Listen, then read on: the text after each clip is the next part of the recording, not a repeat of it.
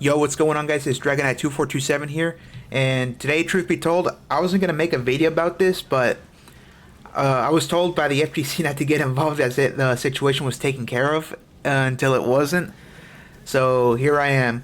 Now, before I get into the main topic of the video, as I'm sure most of you have clicked on from the title, I want to quickly discuss something else super quickly. So as I'm sure most of you guys have heard by now, the main guy that played Shang Tsung, I'm not familiar with his name too much because it's Japanese. It's kind of a long name, but he has basically passed away now. It's been a couple days since I heard the news.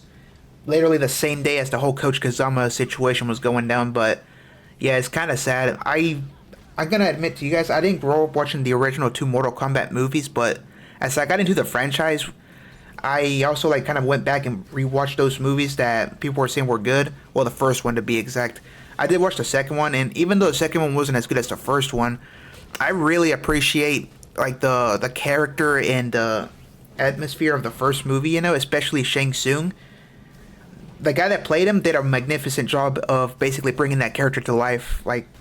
Words cannot express how grateful I am that we've actually had a chance to get a person like that into the video game scene, because he did come back for Mortal Kombat 11, and even though he's not around, we do have a new Shang Tsung, and I do hope that we stick with this Shang Tsung and we don't just go around replacing him every game, because I do like that what the new voice actor is doing with the new Shang Tsung.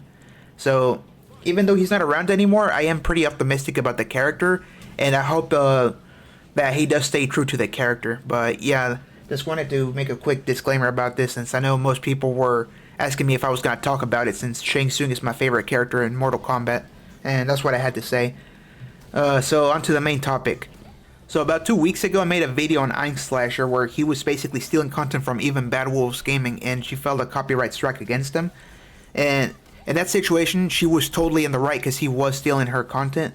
Now, in this situation, this is something completely on the other side of the aisle here. We have a guy, Coach Kazama to be specific, who is going around giving out fake copyright strikes against people for no reason other than the fact that he doesn't really like them. And yesterday, I woke up to a notification from Mike Hollow's channel where he made a post on his community tab saying how his most recent video got copyright struck by Coach Kazama.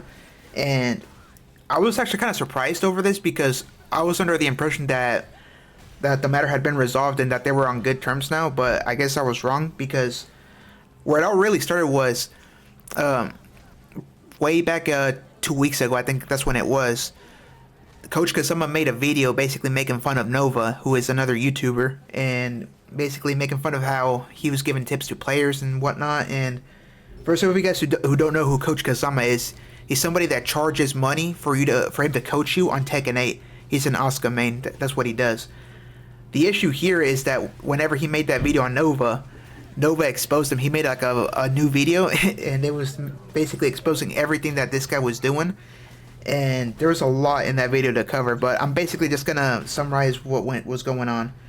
One of the main things that happened was that Coach Kazama was giving you fake tips, and what I mean by that is that he didn't know what he was talking about in his own game. He was giving you tips in ranked that made straight up no sense.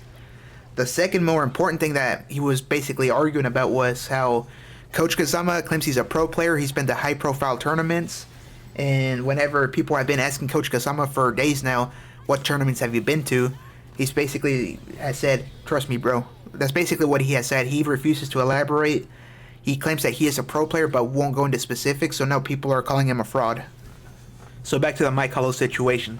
So what ended up happening was that Mike posted a video in response to the Coach Kazama allegations, and I believe him and Coach Kazama got into an argument in the comment section, and Mike went into Coach Kazama's video and asked him to come on his podcast to basically tell his side of the story, and Coach Kazama basically blocked him because he wants no communication with Mike, and they started talking in emails, and apparently they were cool now. They basically, for I don't like you, you don't like me, we're just not getting each other's way, basically, sort of situation.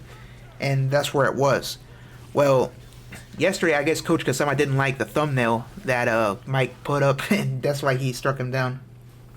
Now, a lot of you may be wondering, why did Coach Kazama copyright strike Mike Hollow's video? Was it because he had content in there that was copyrighted or whatnot? And that's what Mike thought at first, but he double checked the video to make sure it was good, it was fair use, and it was.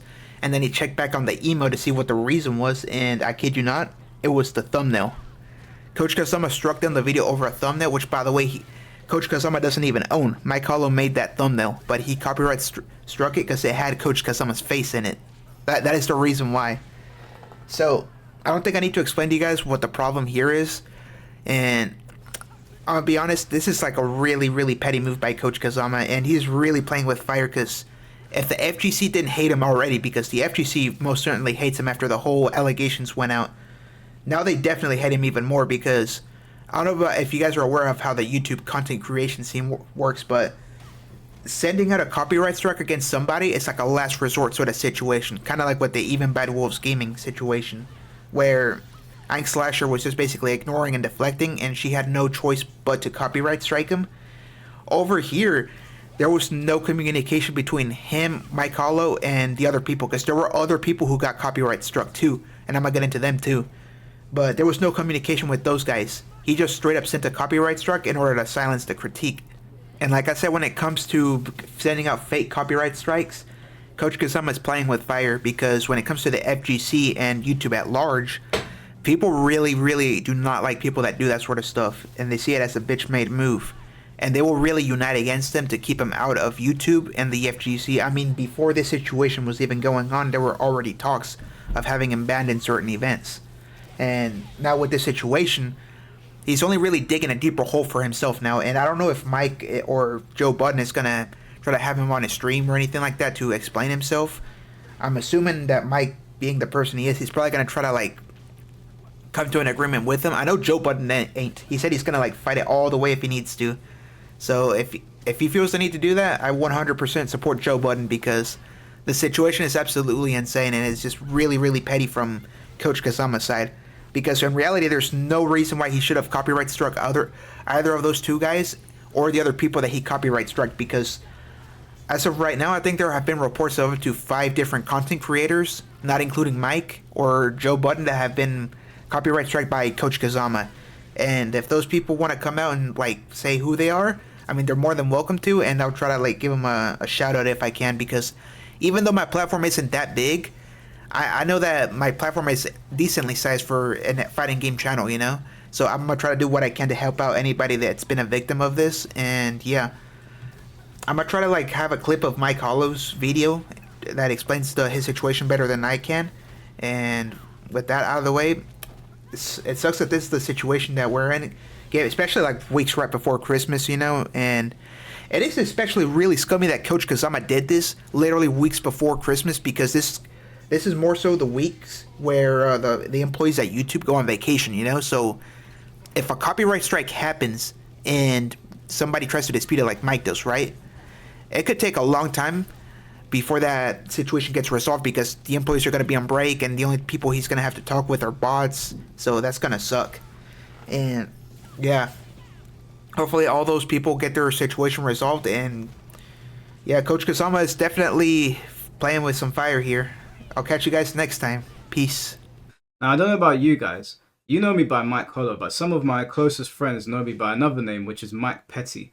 And I was ready to go the entire way with this. I texted my girlfriend, I said, gee, listen, babe, there's not going to be any more Christmas presents, no more trips. If this guy wants to go all the way with this situation, then we are going to go the entire way. Luckily, it was resolved peacefully. But in his email, of which he sent to me, he said to me that criticism is fine, but you can't use my face going forward. So to avoid any further problems, because this guy has absolutely no standards whatsoever and he doesn't understand that you don't do these things to other YouTubers, just don't use his face in your thumbnails. Talk about him as much as you want. Now, as for your career in coaching in Tekken and being in the Tekken scene, I don't know if you watched the live stream that I did where we were covering this situation and what you did, but I did say to a lot of people in the panel that although Coach Kazama has done things, although you have done things that I dislike, that we shouldn't ostracize him from the community and we should welcome him onto the platform so that he can maybe give his side of things. Obviously, he didn't take that. He curates his comments.